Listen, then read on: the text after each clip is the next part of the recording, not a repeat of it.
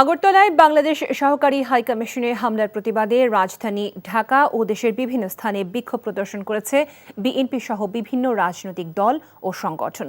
বাংলাদেশের অভ্যন্তরীণ বিষয়ে হস্তক্ষেপ না করতে ও ভারতীয় গণমাধ্যমে চলমান মিথ্যা প্রচারণা অবিলম্বে বন্ধের দাবি জানানো হয়।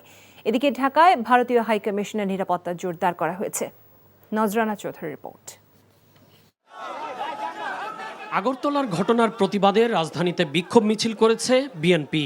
মিছিলে বিএনপির কেন্দ্রীয় ও মহানগর নেতাদের পাশাপাশি সহযোগী সংগঠনের বিপুল সংখ্যক নেতাকর্মী যোগ দেন। বিএনপির সিনিয়র যুগ্ম মহাসচিব রিজভী আহমেদ সংবাদ সম্মেলনে অভিযোগ করেন, ভারত বাংলাদেশকে অস্থিতিশীল করার মাস্টার প্ল্যান করেছে। ভারতের রাষ্ট্রীয় পৃষ্ঠপোষকতায় বাংলাদেশের বিরুদ্ধে অপপ্রচার চালানো হচ্ছে। তারা তাদের একেবারে সেই পুরনো ডক্ট্রিন অনুযায়ী পরিকল্পিত আগ্রাসনের পথেই তারা হাঁটতে চায়। বিজেপির প্রত্যক্ষ মদদে উস্কানিতে বাংলাদেশে অস্থিরতা সৃষ্টির অপচেষ্টা চালায়। রাজধানীর শাহবাগে সড়ক অবরোধ করে বিক্ষোভ প্রদর্শন করে জাতীয় নাগরিক কমিটি। বাংলাদেশের আভ্যন্তরীণ বিষয়ে ভারত হস্তক্ষেপ করছে অভিযোগ করে বিক্ষোভকারীরা বলেন, সাম্প্রদায়িক সহিংসতার উস্কানি দিচ্ছে ভারত। বিভেদ ঘটাতে আসেন বাংলাদেশের মানুষ এই ধরনের ধর্মীয় উস্কানিতে পা দেবে না। ঐক্যবদ্ধভাবে আমার দেশের মানুষের অধিকার এবং বিশ্বের দরবারে আমাদের অধিকার আদায় করে নেন। আপনারা চাইলেন আর ডেপুটি হাই কমিশনে একটা হামলা করলেন।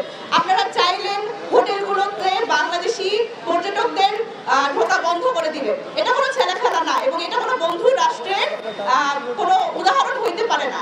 বাইতুল মোকাররম মসজিদ এলাকায় প্রতিবাদ সমাবেশ করে ইসলামী আন্দোলন বাংলাদেশ। বক্তারা বলেন, ভারতের আধিপত্যবাদী আচরণ মেনে নেওয়া হবে না। অন্তর্বর্তীকালীন সরকার বলতে চাই, ওরা যদি আমাদের হাই কমিশনারদেরকে নিরাপত্তা দিতে ব্যর্থ হয়, আমরা প্রত্যাহার করে নিয়ে আসুন। আর ভারতকে স্পষ্ট ভাষায় এই বাংলাদেশ কাছে ক্ষমা চাইতে হবে। ভারতীয় গণমাধ্যমে অপপ্রচার ও আগ্রাসনের প্রতিবাদে জাতীয় প্রেস ক্লাবের সামনে বিক্ষোভ সমাবেশ করেছে বৈষম্য বিরোধী কর্মচারী ঐক্য ফোরাম। ঢাকা বিশ্ববিদ্যালয়ের মধুর ক্যান্টিনে সংবাদ সম্মেলন করে সার্বভৌমত্ব আন্দোলন নামের একটি সংগঠন। বলা হয়, বাংলাদেশের আভ্যন্তরীণ বিষয়ে হস্তক্ষেপ মেনে নেওয়া হবে না।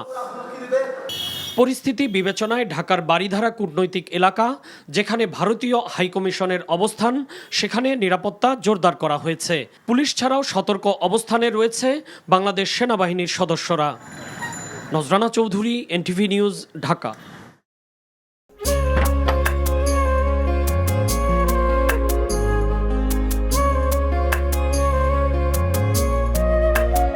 এটা আমাদের ঘর, আমরা দুজন মিলে সবকিছু গোছাবো।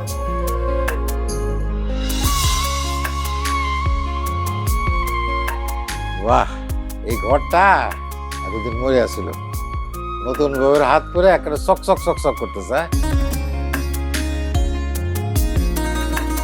যদি কখনো কোনো ঝড় এসে সব এলোমেলো করে দেয় তাহলে?